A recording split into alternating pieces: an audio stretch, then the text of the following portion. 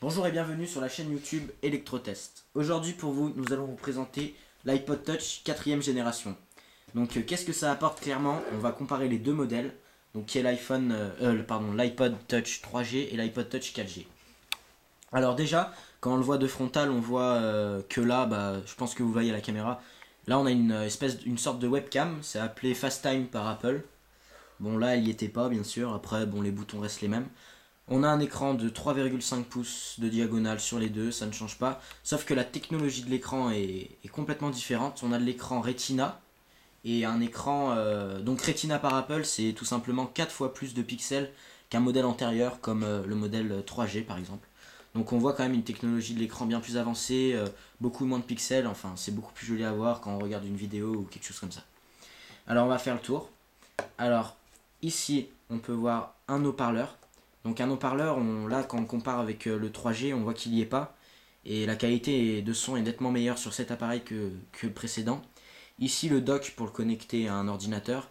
Donc il est compatible avec les Mac bien sûr, avec les ordinateurs Windows, Windows 2000, Windows XP, Windows 7, Windows Vista. Enfin c'est compatible avec tout. Le jack 3.5 pour brancher ses écouteurs. Donc sur ce côté on n'a rien. Une épaisseur de 0,7 mm. Bon ça c'est il est neuf donc on n'a pas encore enlevé le petit truc. Alors là on a le bouton pour le verrouiller et le déverrouiller. Donc on voit vraiment qu'il est super fin. Ici on a l'appareil photo 3,2 mégapixels avec le micro. iPod. Et c'est un modèle 32 Go. Ici on a le volume plus, le volume moins.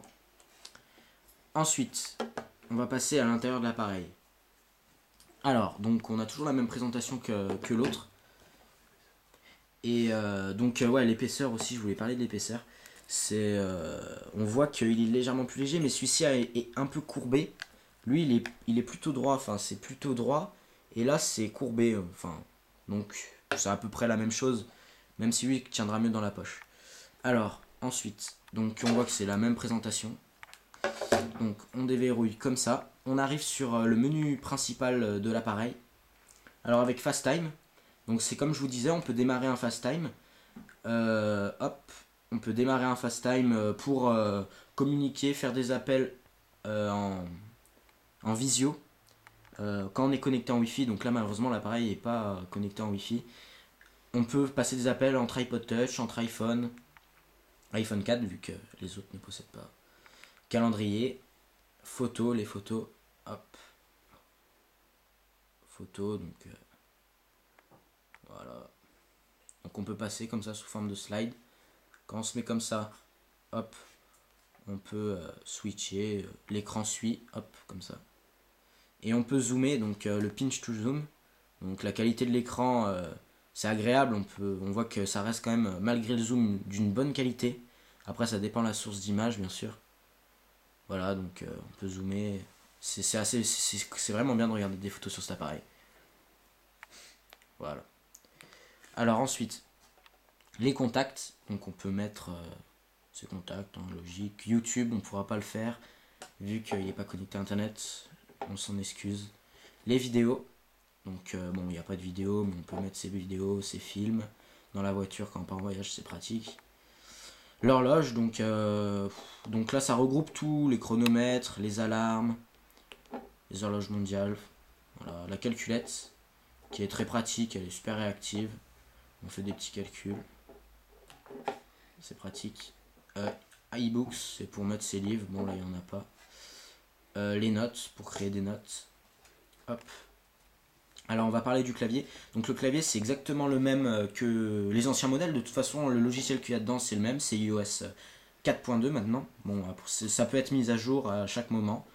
Quand vous branchez iTunes, ça vous dira directement mise à jour. C'est très pratique.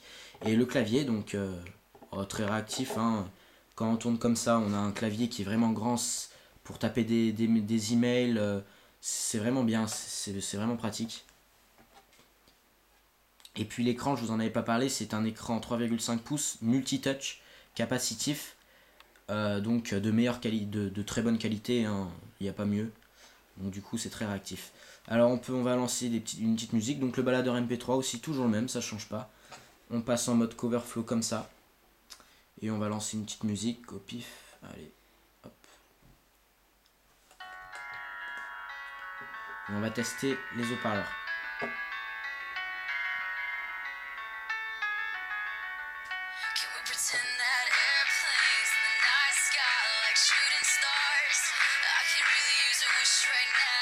Donc on peut voir des haut-parleurs de bonne qualité. Ensuite Safari, donc c'est le navigateur web fourni avec tous les appareils Apple. Donc ça on va pas pouvoir le tester vu qu'on n'est pas connecté à internet. Ensuite l'appareil photo. Donc on est muni d'un appareil photo 3,2 millions de pixels sans flash qu'avec un micro. Hop, l'appareil photo. Alors, on va prendre une petite photo.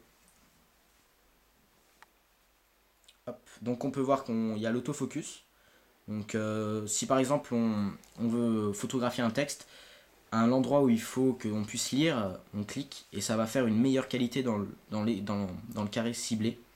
Alors là on passe en mode vidéo, en mode photo. Donc là, hop, on peut zoomer comme ça. C'est très pratique.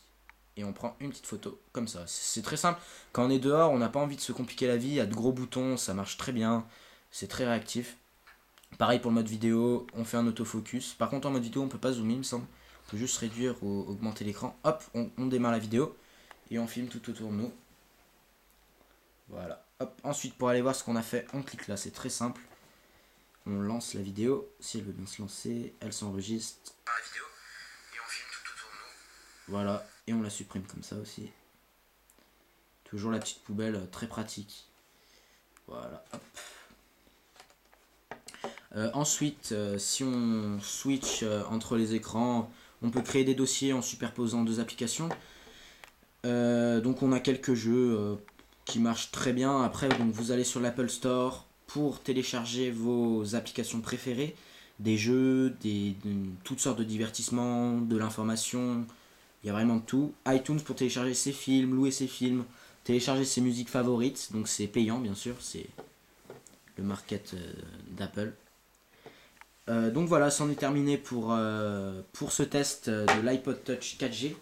Merci d'avoir regardé et à bientôt sur Electrotest, la chaîne YouTube.